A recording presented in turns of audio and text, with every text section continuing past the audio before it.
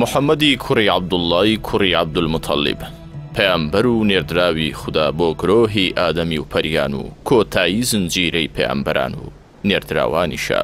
ئەو لە 12 ڕەبیع الئەوەلی ساڵی 53 بەر لە کۆچ واتە لە 22 نیسانی 571 زاین لە شاری مەککە و باتیوی لەدایک بووە.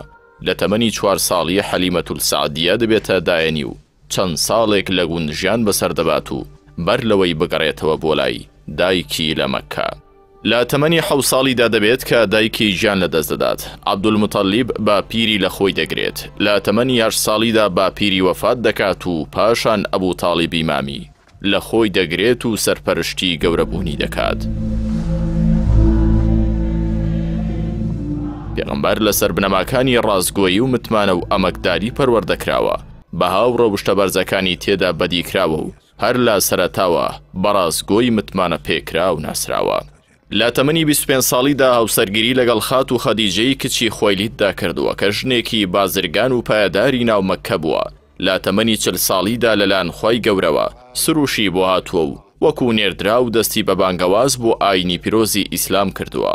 بەڵام لەسەر دەستی قوڕەیشەکان لە شاری مەککە ڕوبەڕووی ئازار و ناڕەحەتی زۆر بۆتەوە. هەر بەم هۆیشەوە لە 11مین ساڵی پێغەمبەرایەتیدا شاری مەککەی بەرەو مەدینە جێهێشتووە. دوایەوەی ژمارێکی کەم لە خەڵکی مەدینە بەیعەتیان بە پێغەمبەردا بۆ سەرخستنی دینەکە کۆچی کرد بۆ مەدینە و لەلایەن خەڵکی ئەو شارەوە مەدینە با خۆشحاڵیەوە پێشوازی لێکرا و لەو ساتەوە بنیاتنانی دەوڵەتی ئیسلامی دەستی پێکرد.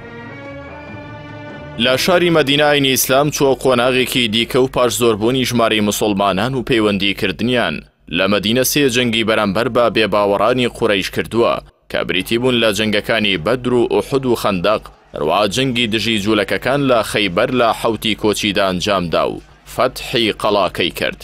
بەر لە فەتحی خەیبەر لە ساڵی 6ەمی کۆچیدا ڕێکەوتنی حودەیبی لەگەڵ قوڕەیشەکان واژۆ کردبوو. بەر لەوەی ساڵێک دوای ئەوە قوڕەیش پەیمان نامەکە بشکێنن. ئەمەش پێغەمبەری ناچار کرد بە هێزێکەوە کە لە 10,000 سەرباز پێکاتبوو بەرەو مەککە بچێت و لە هەشتی کۆچیدا ئەوێش ڕزگار بکات. لە دوای فەتحی مەککە پێغەمبەری ئازیز گەڕایەوە مەدینە. بەردەوام بوو لە بڵاوکردنەوەی بانگەوازی ئیسلامی لە دەرەوەی چوارچێوەی دەوڵەتەکەی و لە نێو هۆزە عەرەبەکانی دیکەدا زۆر بە خێرایی ئاینەکەی بڵاو دەبووە چونکە لێبوردەی و ئاشتی بڵاو دەکردەوە. هەروەها جەنگی حونەینی لە 8ەمی هیجری بەرامبەر هۆزەکانی سەقیف و هەوازان ئەنجامدا و تیایدا کۆتایی بە هێزی بتپەرستان هێنا.